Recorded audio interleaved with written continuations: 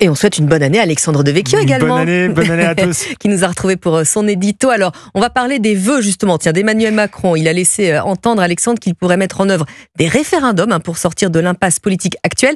Est-ce que selon vous, c'est une bonne idée ? Tout d'abord, vous avez raison, Lénaïg. Il faut souligner que le président de la République est resté flou. Emmanuel Macron a déjà évoqué la solution du référendum à de multiples reprises depuis 2017, sans jamais oser réellement la mettre en œuvre. On espère que cette fois, il ne se dégonflera pas. Car plus encore qu'une bonne idée, le référendum est le processus démocratique par excellence, au cœur des institutions de la Ve République.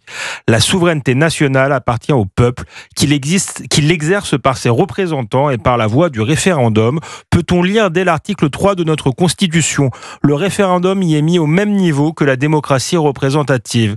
De 1958 à 2005, 10 référendums nationaux ont été organisés. De Gaulle lui-même en avait organisé 5 en 10 ans, soit un tous les 2 ans en moyenne.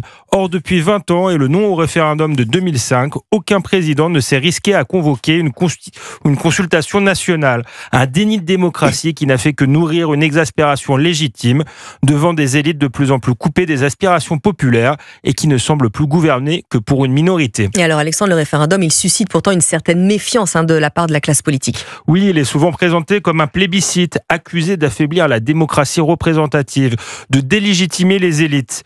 Pourtant, nos amis suisses, qui le pratiquent très régulièrement, ne sont pas moins démocrates que nous.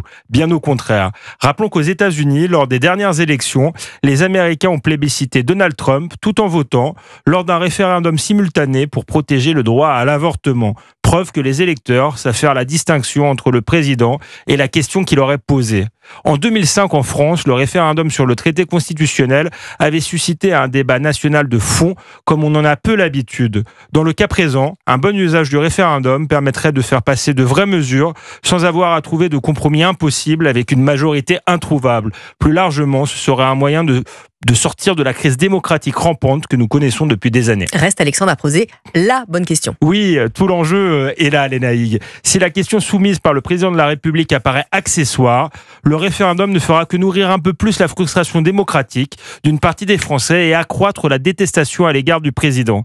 Une solution habile serait de poser plusieurs questions sur des sujets de fond qui intéressent les Français. La politique pénale, l'immigration, l'utilisation des deniers publics, notre système de santé et de retraite. Mais si Emmanuel Macron ne devait poser qu'une seule question aux Français, cela devrait être celle de notre souveraineté. Faire primer la loi française sur les lois et les jurisprudences européennes, y compris les traités, est le seul moyen de sortir de l'impuissance publique dans laquelle nous sommes englués. En faisant cela, le président de la République ferait bien plus que redonner la parole au peuple. Il lui donnerait les moyens de reprendre en main son destin. Chiche, monsieur le président. Et c'était le premier édito d'Alexandre Devecchio en 2025. Merci Alexandre. Merci.